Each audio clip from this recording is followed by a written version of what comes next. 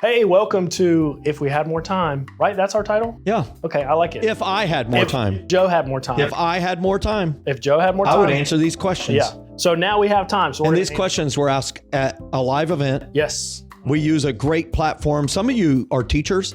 This is a great way to get questions, is a platform called Slido. We'll leave a link in the notes, but slido.com, and we link it with a QR code. Mm-hmm.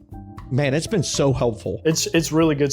But we can't always get to them all. No, and we got a lot of them. But we can today. We can today. Because we have more time. Come on. So we're going to run through some of these, and let's just jump in. So, Joe, how or where do you buy T-bills? And maybe what is a T-bill for people who don't know? T-bill is right after the S-bill and right before the U-bill. Okay. And write that down. Next to the duck bill. No, it's a treasury bill. A treasury bill is debt that is issued by the U.S. government. You may have heard that we spend more than we make. How do we finance that? Well, we borrow money from people, our citizens, other countries, and we do that through treasury auctions. You can buy T-bills. T-bills are any that it's debt that is less than a year to maturity. A note is anything that's kind of 1 to 10 years to maturity. And then a bond, you've heard of treasury bonds, is anything from 10 to 30 years. And so they have an auction every week where they sell debt, and you can buy it at treasurydirect.gov. Treasurydirect.gov is a great place that you can purchase them. You can set up your own account, and you can buy any different lengths of dated bills, notes, or bonds. You can also buy these type of bonds, notes, bills in certain ETFs that exist. One of the great benefits of bond ownership, of T-bill, bond, or note ownership, is they are not subject to state or local taxes. So that's a really big deal. You only have to pay federal taxes on the gains. Mm-hmm. Yep. So treasurydirect.gov. Okay, moving on. Do you personally invest in cryptocurrency or buy NFTs?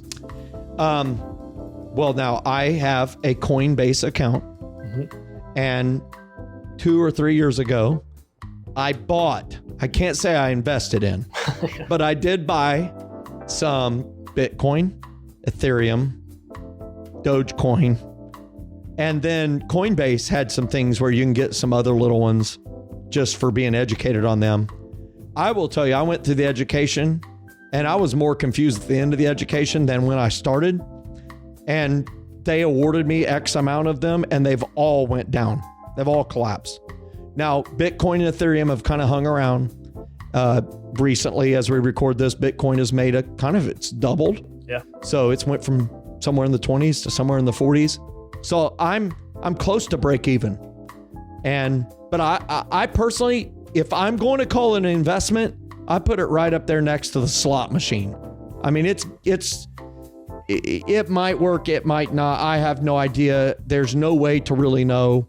There are wise minds, very wise minds.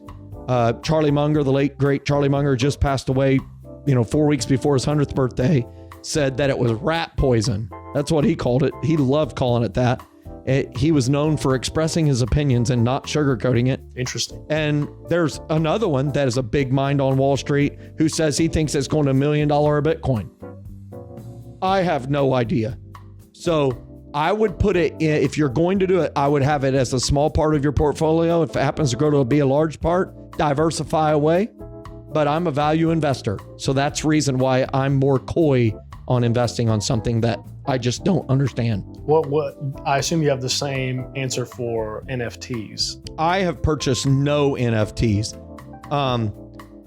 non-fungible tokens. I understand there is a play here. I think its biggest play for an NFT is for real physical goods in which you can buy small pieces of them. Mm-hmm. So a piece of real estate, for example. Can you imagine a house, but it has 10,000 non-fungible tokens, and now you can buy 1/10,000th of a rental house? It allows accessibility to things that right now require tens of thousands of dollars to enter in the market. You could do it for a few dollars. And that's where I think NFTs have a play. Yeah. Okay, that's helpful. All right, how do you get back on track after bankruptcy? We know that bankruptcy is caused by many things. Sometimes out of our control, most times something that was within our control. It is helpful to note that 1 out of 2 people that declare bankruptcy will do so again.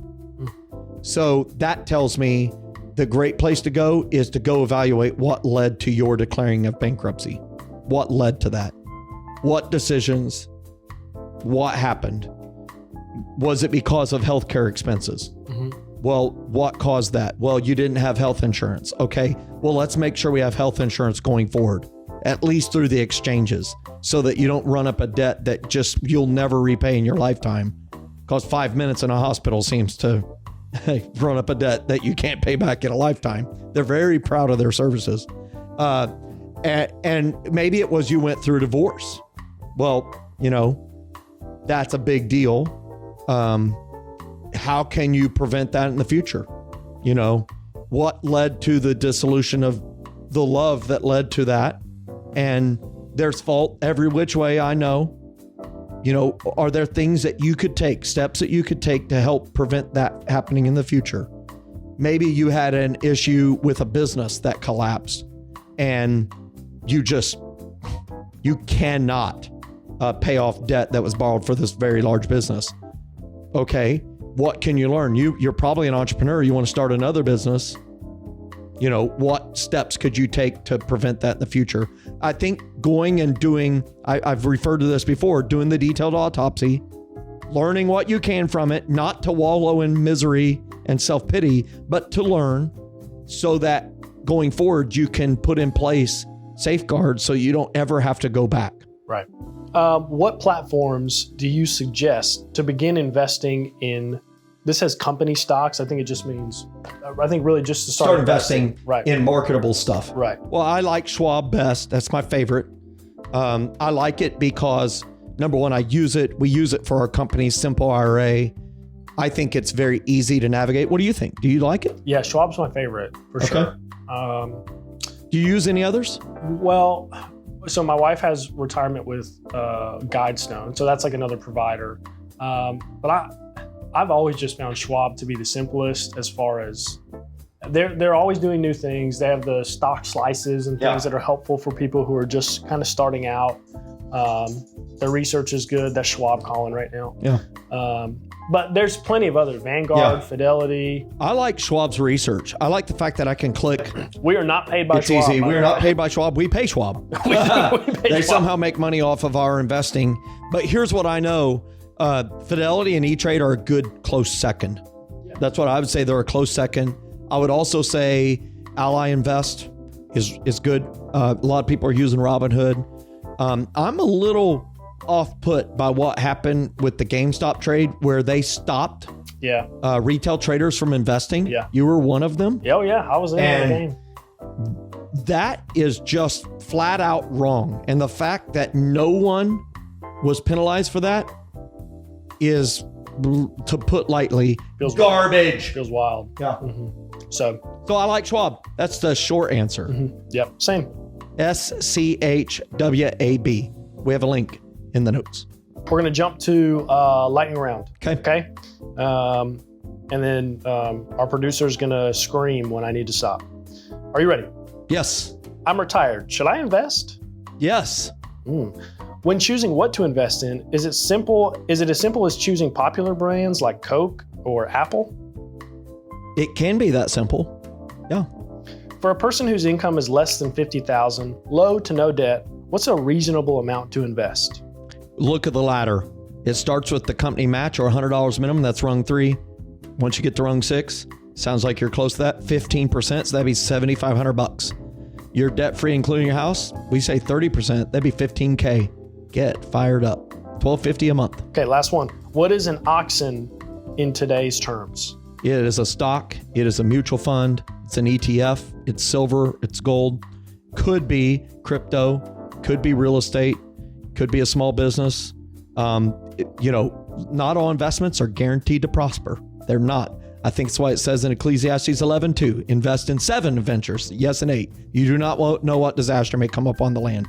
And so that resolves the hot seat. The seat's too hot. I'm getting out. Hey, we'll see you at a live event coming near you soon. If you have a question that you want answered, send it in, leave a comment, and who knows, it may just show up on the hot seat. I'm out. Peace. Hey everyone, Joe Sangel here. Thanks so much for watching this episode. Hey, I encourage you to check out our other videos that are available here. If you like this, hey, every single week we're producing new content that is to help you with right now relevant information. So make sure you click one of the links and check out some more of our information. I think you'll be so glad that you did. I know your wallet will be glad you did.